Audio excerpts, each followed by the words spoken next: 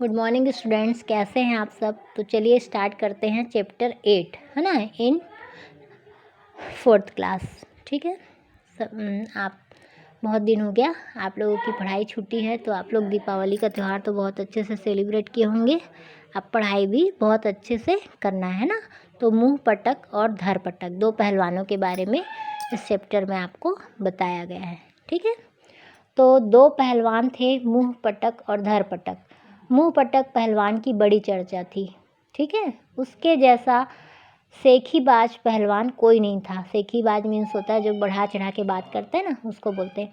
मगर धर पटक पहलवान सचमुच का भारी भरकम व लंबा चौड़ा पहलवान था। मुंह पटक पहलवान की प्रशंसा से उसे बड़ी जलन होती थी। एक दिन उससे रहा नहीं गया, उसने एक थैले में 80 मन आटा बांधा, उसे पीठ पर लादा और चल पड़ा मुंह पटक से मुकाबला करने के लिए। रास्ते में एक बड़ा तालाब देखकर वह रुक गया। उसे जोरों की भूख लगी थी। तालाब के किनारे अपनी गठरी रखकर उसने तालाब के पानी में अपना आटा साना। आप फिंगर रख रहे हैं ना और पढ़ रहे हैं, ठीक है। तालाब का आधा पानी उसमें लग गया। सोचो कैसी बात बोल रहे हैं ना।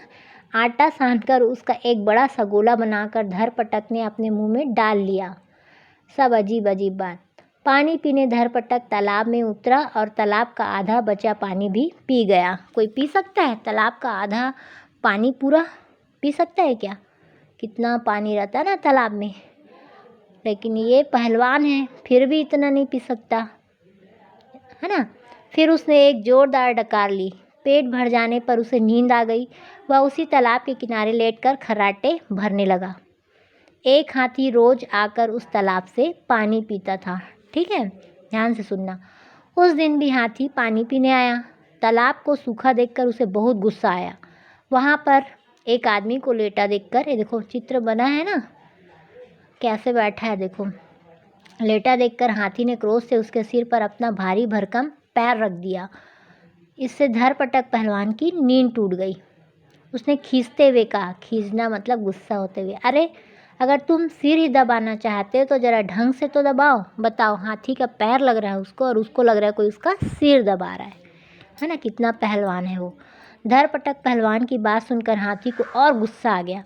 वह उसे अपनी सूंड में लपेट कर उछालने ही जा रहा था। अब हाथी भी सोचा होगा मन में, मैं तो खुद इतना ताकतवर हूँ और ये कौन आ गया जो मेरे को, मैं पैर रख रहा हूँ तो इसको सिर दर्द, मेरा मतलब सिर दबा रहे हैं ऐसा लग रहा है। तो अपने उसको ताकत पे वो लगा कि और गुस्सा आने लगा उसको, हाथी को, कि धर पटक पहलवान ने फुर्ती से उठकर उस हाथी को पकड़कर अपने में झोले में डाल दिया और वहाँ से आगे चल पड़ा। अब बताओ, इतने बड़े हाथी को झोले में डाल दिया, अति संयुक्ति बात ना, है ना। चलिए देखते हैं क्या होता है आगे। मुंह पटक पहलवान के घर के सामने पहुंचकर धर पटक पहलवान ने आवाज़ लगाई, कहाँ हो मुंह पटक, सुना है तुम बड़े पहलवान हो, हिम्मत है तो मेरे सामने आओ। Turn your page.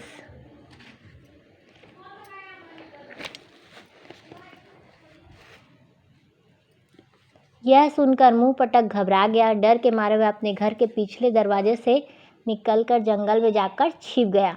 मुंह पटक की पत्नी ने बाहर आकर कहा, जी वे तो घर पर नहीं है, कोई पहाड़ ठेलने गए हैं। अब बताओ, सब एक से एक बात कर रहे हैं ना, पहाड़ ठेलने गया है।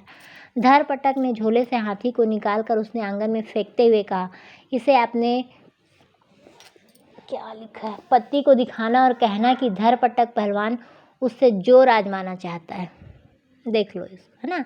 हाथी को लेके पटक दिया।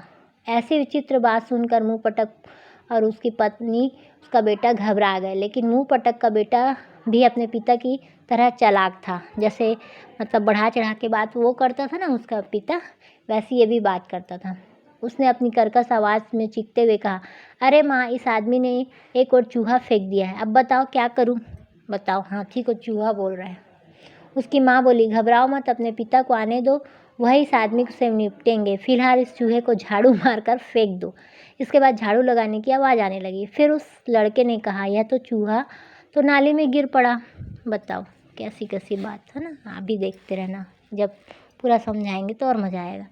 धर पटक पहलवान सोचने लगा, जिसका बच्चा इतना ताकतवर है वह स्वयं भी जरूर जरूर ही जरूर सॉरी मेरे जैसा ही बलशाली होगा। मुंह पटक के घर के सामने काफ़ी ऊंचा ताड़ का एक पेड़ था। धर पटक ने पेड़ को उखाड़ कहा, ओ छोकरे, अपने पिता से कहना मुझे एक छड़ी की ज़रूरत थी, इसलिए मैं इसे लेकर जा रहा हूँ।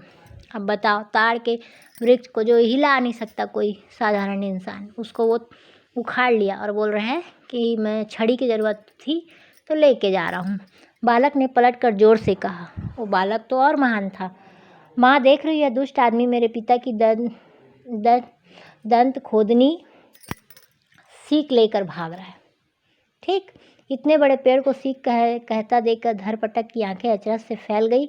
वह तुरंत वहां से भाग खड़ा हुआ। मुंह पटक ने घर लौटकर अपने बेटे से पूछा, कहाँ गया वह आदमी?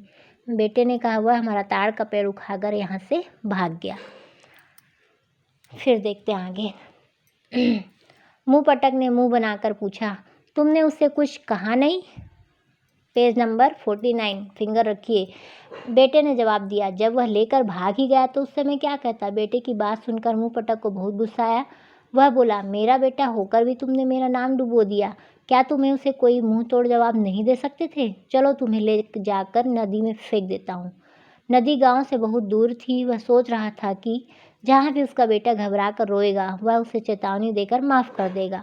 बेटे को तो वह सिर्फ डराना चाहता था, लेकिन रास्ते भर उसका बेटा न रोया न उससे कुछ कहा। मुंह पटक ने उसे डराने के लिए कहा, हम नदी के किनारे आ पहुँचे। ठीक है। बेटे ने झट से कहा, हाँ पिताजी, मुझे भी लहरों के छींटे लग रहे हैं। इस जवाब से मुंह पटक को बहुत हैरानी हुई। उसने अपने बेटे को कंधे से उतार कर पूछा, जरा सच सच बता दो, तुमने उस आदमी से कुछ कहा था या नहीं? बेटे ने कहा, उससे तो मैंने कुछ नहीं कहा था, मगर चिल्लाकर मैंने अपनी माँ से ज़रूर कहा था कि वह दुष्ट मेरे पिता की दंत खोदनी सीख लेकर भाग रहा है। मुंह पटक ने अपने बेटे की पीठ थपथपाकर कहा, शाबाश, तुम बिल्कुल मेरे जैसे ही हो। इसके बाद ये दोनों वापस घर लौट गए। ये स्टोरी टाइप बढ़िया मैं आपको सुनाऊंगी। एक बार और पढ़ लेंगे, मज़ा आएगा आपको, है ना, समझ भी आ जाएगा और मैं और समझा दूंगी। तो आज के लिए इतना काफ़ी है स्टूडेंट्स, और ये शब्दार्थ आप लोग पढ़ लेंगे और नोट डाउन करेंगे, और जो होमवर्क मैं आप लोग को भेजूंगी आप मुझे भेजेंगे। ठीक है, तो बाय स्टूडेंट्स।